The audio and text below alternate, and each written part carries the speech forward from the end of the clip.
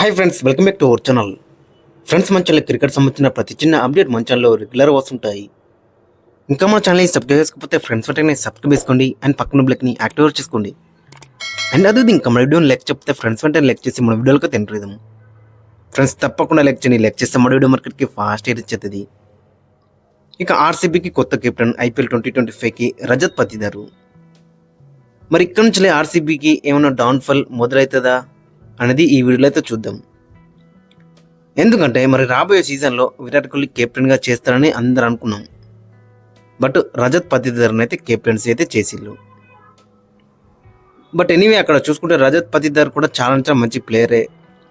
స్పిన్నర్లను మాత్రం మామూలుగా ఆడుకోడు. బట్ అక్కడ రజత్ పతిదార్ ఐపీఎల్ ఎన్ని మ్యాచ్లు ఆడిండు? జస్ట్ 27 మ్యాచెస్ ఆడిండు. 3 years అవుతుంది అతను ఆడబట్టి. Just 27 matches.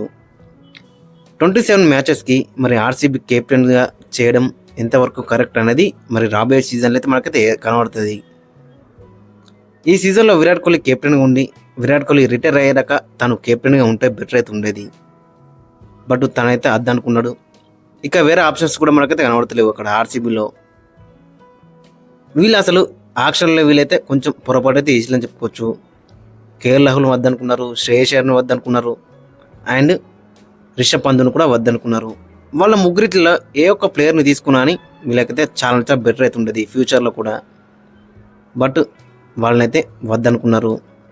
ఇన్ఫ్యాక్ట్ చెప్పాలంటే పంజాబ్ కింగ్స్ తర్వాత వీళ్ళ దగ్గర ఎక్కువ అమౌంట్ అయితే ఉండేవి. బట్ వాళ్ళ ముగ్గురునైతే తీసుకోలేకపోయారు. బట్ ఎనివే రజత్ పతిదార్ మరి ఎంతవరకు రాణిస్తారనేది ఇంట్రెస్టింగ్ కనబడుతుంది. రజత్ పతిదార్ యంగర్ ఏమో కాదు అక్కడ. రజత్ పతిదార్ కూడా ఆల్మోస్ట్ 32 years అయితే ఉన్నాయి. సో కాబట్టి చూడాలి మరి ఎంతవరకు ముందుకు వెళ్తారనేది మనకి చాలా ఇంట్రెస్టింగ్ కనబడుతుంది. రజత్ పతిదార్ మొత్తం ఐపీఎల్ అక్కడ మనం చూసుకుంటే తన స్టార్ట్స్ మొత్తం అక్కడ 27 మ్యాచెస్ ఆడిండు. దాంట్లో 799 runs ఉన్నాయి. స్ట్రైక్ రేట్ 158, యావరేజ్ చూసుకుంటే 34, హైయెస్ట్ స్కోర్ వచ్చేసి 112, 750s అయితే ఉన్నాయి.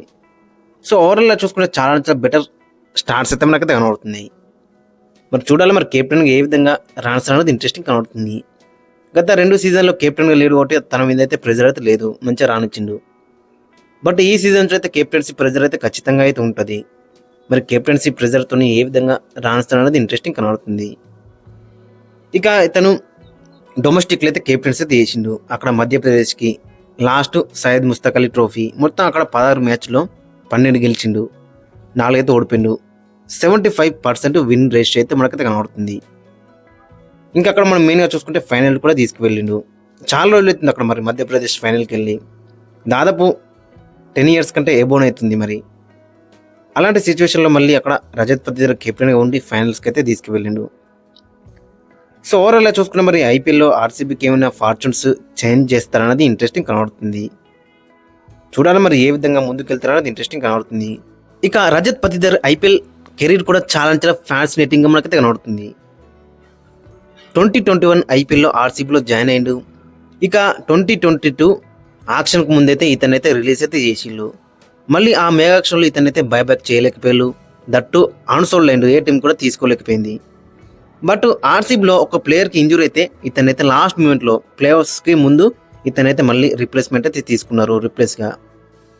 బట్ అక్కడి నుంచి ఇతని సిచ్యువేషన్ అనేది చేంజ్ అయిందని చెప్పుకోవచ్చు. లక్నో సూపర్ జైంట్స్ పైన ప్లేఆఫ్స్లో సెంచరీ కొట్టిండు. ఇక తర్వాత మళ్ళీ అక్కడ 2023లో కూడా ఇంజూరీ అయింది, అక్కడ ఆడలేకపోయిండు. మళ్ళీ 2024లో అక్కడ మనం చూసుకుంటే ఇనిషియల్గా చూసుకుంటే కొంచెం ఇబ్బంది పడ్డా కానీ సెకండ్ హాఫ్లో మాత్రం చాలా బెటర్ రానిచ్చిండు. ఇక ఈ 2025 ఐపీఎల్కి అయితే మరి కెప్టెన్గా కూడా చేస్తున్నాడు ఆర్సీబీకి. జస్ట్ 27 మ్యాచెస్ మాత్రం ఆడిండు అక్కడ. చూడాలి మరి ఏ విధంగా ముందుకు వెళ్తారనేది ఇంట్రెస్టింగ్ కనబడుతుంది. ఇక రేపు మాపో కేకేఆర్ అండ్ ఢిల్లీ క్యాపిటల్స్ కూడా వాళ్ళ కెప్టెన్స్ అయితే ప్రకటిస్తారు. దాదాపు ఈ ఛాంపియన్స్ ట్రోఫీకి ముందైతే ఖచ్చితంగా ఈ 2 టీములు కూడా వాళ్ళ కెప్టెన్స్ ఎవరనేది మనకైతే తెలుస్తుంది. ఇక ఆల్మోస్ట్ కేకేఆర్ తెలిసి అక్కడ ముగ్గురు అయితే ఆప్షన్స్గా మనకైతే కనబడుతున్నాయి. అజింక్య రహానే ఉన్నాడు, వెంకటేష్ అయ్యర్ అండ్ రింకు సింగ్.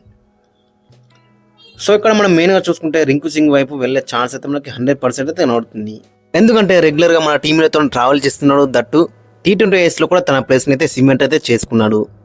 సో కాబట్టి ఫస్ట్ ప్లేయర్ అయితే ఖచ్చితంగా రింకు సింగ్ వైపు వెళ్ళే ఛాన్స్ అయితే మనకి 100% అయితే కనబడుతుంది.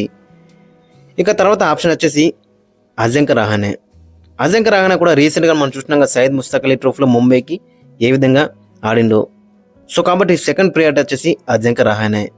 ఇంకా థర్డ్ ఆప్షన్ వచ్చేసి అక్కడ వెంకటేష్ అయ్యర్ వైపు కూడా వెళ్ళే ఛాన్స్ అయితే మనకైతే కనబడుతుంది. వెంకటేష్ అయ్యర్ కూడా మనం చూసినాం మరి గత లాస్ట్ సీజన్లో ఎంత మంచిగా రాణించిందో, అండ్ ఆక్షన్లో కూడా ఇతనికైతే చాలా అమౌంట్ అయితే స్పెండ్ చేసి కాబట్టి ఖచ్చితంగా ఇతని వైపు కూడా వెళ్ళే ఛాన్స్ అయితే మనకైతే కనబడుతుంది. దట్టు వీళ్ళకి ఇప్పుడున్న హెడ్ కోచ్ అక్కడ చంద్రకాంత్ పండిట్, మధ్యప్రదేశ్ కూడా కోచ్. సో కాబట్టి వెంకటేష్ అయ్యర్ వైపు కూడా వెళ్ళే ఛాన్స్ అయితే మనకు ఎక్కువ కనబడుతుంది. సో కేకేఆర్ అక్కడ మనం చూసుకుంటే రింకు సింగ్, అజింక్య రహానే, వెంకటేష్ అయ్యర్ వీళ్ళు ముగ్గురిలో ఎవరినైనా ఒక్కరిని ఖచ్చితంగా కెప్టెన్గా చేసే ఛాన్స్ అయితే మనకు ఎక్కువ కనబడుతుంది.